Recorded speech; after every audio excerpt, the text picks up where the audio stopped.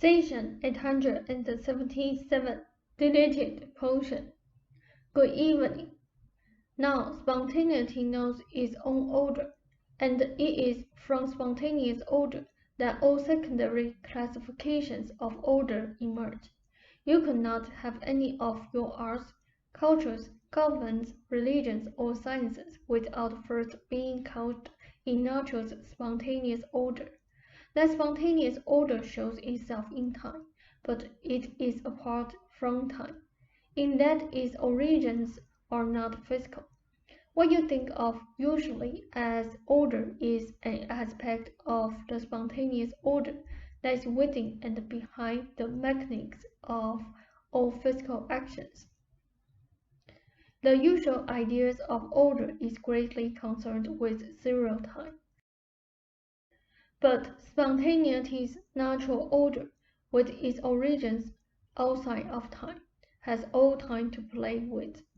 You think of the beginnings or endings of civilizations, for example, marking them with specific dates, and the level at which spontaneous order operates, however, perception would span those dates. There could actually be no beginning or end to any culture. The idea of discipline as you think of it comes into effect most generally when you try to impose a secondary kind of order over the primary one. I am not speaking here of discipline as punishment, but of discipline accepted by a person or a civilization in order to direct action along certain lines. Such disciplines usually exaggerate and intensify one kind of natural spontaneous order over another. This is done because the natural spontaneous nature of order is not understood. People feel that they must push themselves or their civilizations along certain lines, that they must impose an order from without, since they do not tread the spontaneous order of nature. In your terms, man is of course still learning, and as he set up barriers between lands and formed separate nations, so he also set up divisions between aspects of his own consciousness and awareness in his terms, so he could deal with them one at a time. He made distinctions that are largely arbitrary. Spontaneity knows its own order. In a definite manner of speaking, spontaneity, being apart from time while operating in time, is aware of, say, private abilities before they show themselves in time. The spontaneous self was never meant to appear as an alien to the conscious personality. The spontaneous self, of course, represents your closest private touch with the universe, with your origins, and with your relationship to all that is. Your impulses, intuitions, and creative abilities have always innately provided open channels of communication through which man was guided toward those probable actions most beneficial to his private reality, and those actions would automatically again add to the best probable reality for the species as well. The physical universe had to spring from a source that exists beyond life itself. The universe came alive through a divine spontaneity that knew its own order, a spontaneity whose creations would automatically fall into meaningful patterns. At one point, the ape-like mammals altered their own genetic message in terms of evolution's tales. Westbourne fruit knew itself different, knowing it would mature. If it did as a man instead of an ape, and one ape-like female changed her genetic messages, knowing that her egg, if it matured, would literally give birth to an entirely new species, one that centuries later would read and write. What agency in the environment brought about such stupendous changes?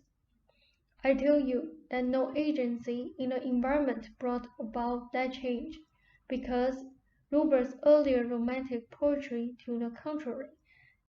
That change did not occur. There were some species of man before there were some species of ape. Consciousness makes its own patterns. Creativity is still the closest field of endeavor that can possibly teach you about the origin of the species, for your creativity mimics that higher creative spontaneity, out of which all order emerges. Basically, any portion of the human body has the inherent capacity to reproduce itself, and further to become a reproductive organ. Is that clear? Ralph said yes. They said Ruber believed he must impose a secondary kind of order upon his creativity and spontaneity.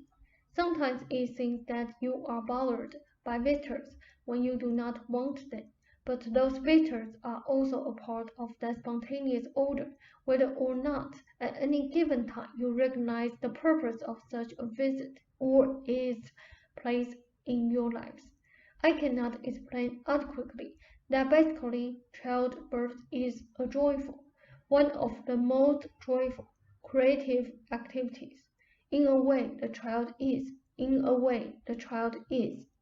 The finalized version in your reality of a vast number of sperm and eggs.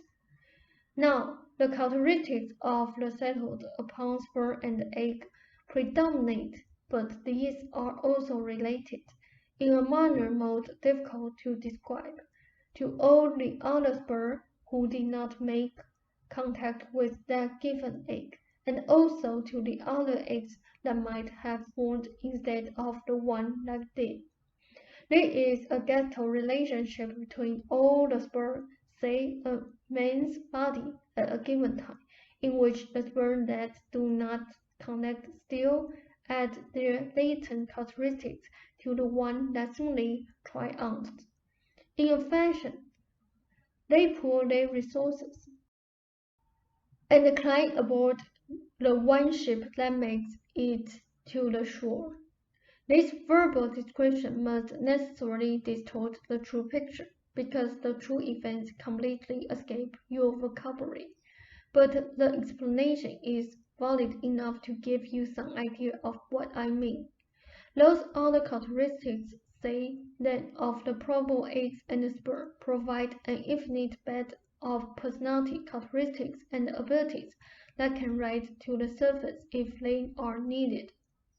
All creativity is basically joyful. It is play in the highest sense of that term, and it is always alive with motion. The sessions and our work can help bring about a new mental race of men and women. Ideas change the horizons, but the sessions and Ruber's books and so forth must first and foremost be joyful expressions of creativity, spontaneous expression that fall into their own order. So have him avoid undue feelings of responsibility and heavy-handed attitudes. He should indeed reread those sessions that he read today. And you paint because you love to paint, and forget what an artist is supposed to be or not to be. Have Ruber forget what a writer or a psychic is supposed to be or not to be. Ruber's spontaneity let all of his creative abilities emerge. It is foolhardy to try and apply discipline or secondary order to a spontaneous creativity that automatically gives you the finest order that the nature could ever provide. Do you have questions? Well said, I guess you have gone into my main question about the sperm. If practically all of them are never going to fulfill their primary purpose, what other roles do they have in life? They said I answered part of that question, and the discussion is still continuing. Ross said okay. They said an obsession and a fond good evening. Ross said the same to you. They said I approve of your notes. Ross said Thank you. Good night.